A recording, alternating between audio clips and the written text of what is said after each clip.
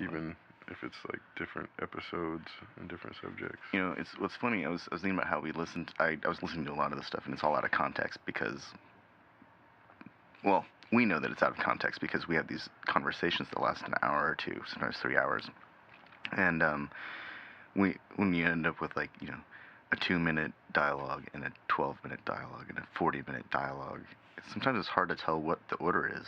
Mm-hmm. And especially now that that we're getting some more, there are more. And then there's also that 3 hours of backlog. You know what? I'm not going to think about that. I'm just going to I'm going to spend the next week editing. Probably like tomorrow. Yeah, editing is its own thing. Culling the good stuff. I think people have a lot of hard times doing that with photos. It's very difficult for people to decide which photos are good, and they just keep them all and never actually look through them all. As many photos as people have, I wonder how often they just sit down and go through them. You know what I mean? Well, if you get in the habit of, after you're done shooting, you go and immediately flag the ones that are keepers, and then just ignore the rest that are not. And then you go back to the keepers, and then you apply, basic processing to them to make sure that this is actually the keeper and there's enough information to process it the way you want. That's also the kind of habit you pick up, like studying photography. Yeah, I do that myself. It's an important part. Do. Well, I think that there's a disconnect with cell phone photography, which is in a lot of ways the most sophisticated version of snapshot photography there is. I mean, it's incredible. Cell phones, my iPhone creates incredible images when I put my mind to it and just let it do its thing. Mm-hmm. It's a fantastic camera. And when I had a Lumia Gigandor sensor, the 1020, and that thing created fantastic images if I had the right light. In fact, I lit up an acrylic skull that I have and shot it with the Lumia and my dad's Nikon and my Canon. And I did some math so I could frame everything correctly and compensate for field of view based on compensated focal length. So the Lumia was actually like a 6mm lens, I think, but its field of view, because of the size of the sensor, turned it into a 35mm lens. And so to get the framing of the skull proper or correct, I had to shoot it at like about 1.5 feet. And then with the, I didn't really have a 35mm lens for the Nikon. I had to use a kit lens. And so, you just kind of put the zoom in the approximate area. And so that's pretty straightforward. And the same thing with my Canon. I didn't have a 35mm lens. But with studio lighting technique, it was very difficult to tell which image was which at a quick glance because they're all shooting the same light. Yeah. And I was approximating the same field of view. And the only real differences came about when I did try to do some kind of analysis of the noise and look for sensor noise. So looking in the shadows, of course, with a 40-megapixel sensor, you're going to see a very distinct fingerprint of noise because it has such tiny stencils. And, they're just really tiny. And versus an APS-C, a crop sensor, that's a big sensor, in the Nikon. And or in my Canon, which is a full-frame camera. But it's all noise. That's the only place where there's a difference.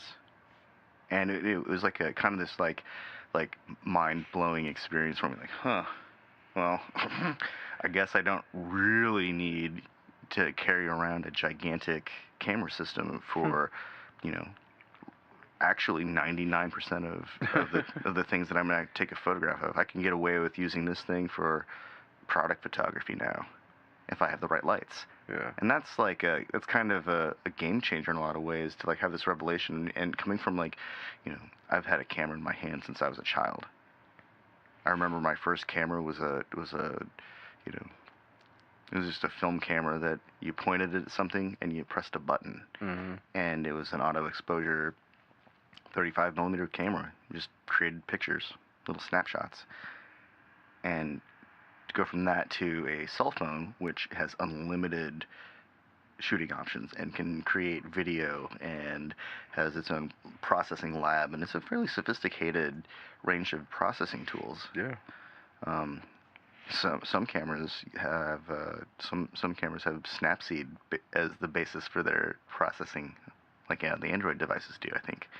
And so that's a really sophisticated program. It's a capturing and an editing device all in one. Yeah. That's very sophisticated and functional. Yeah. In a way that didn't really exist before. It's funny that like my understanding is that Android was designed to be a camera control software platform initially, and to provide a platform for tools such as Snapseed to exist. And so things like that, or other what is it, like Adobe's software, it could exist in this platform and just function as software.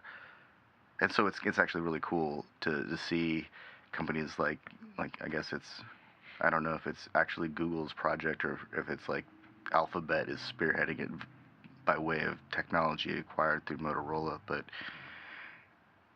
they're doing really cool stuff. And their computational photography stuff is really cool too, like the scanning stuff that they've baked into it. I know that what's his name, Bezos's team was able to create the Amazon phone that had 3D scanning built into it. Oh wow. Yeah, and they based that off of an Android platform as well.